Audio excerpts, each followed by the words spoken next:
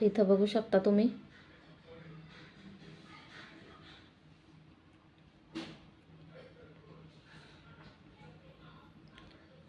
पूर्ण व्यवस्थित अशी पेपर कटिंग आलेली आहे।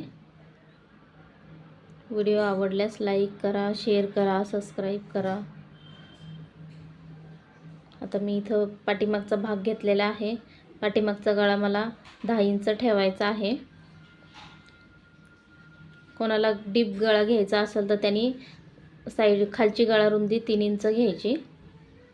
आता मी इथं 3 इंच गळा रुंदी घेतलेली आहे खालची, आणि तुमच्या आवडीनुसार गळ्याला आकार देऊन घ्यायचा। मी इथं पान गळा आकार दिलेला आहे।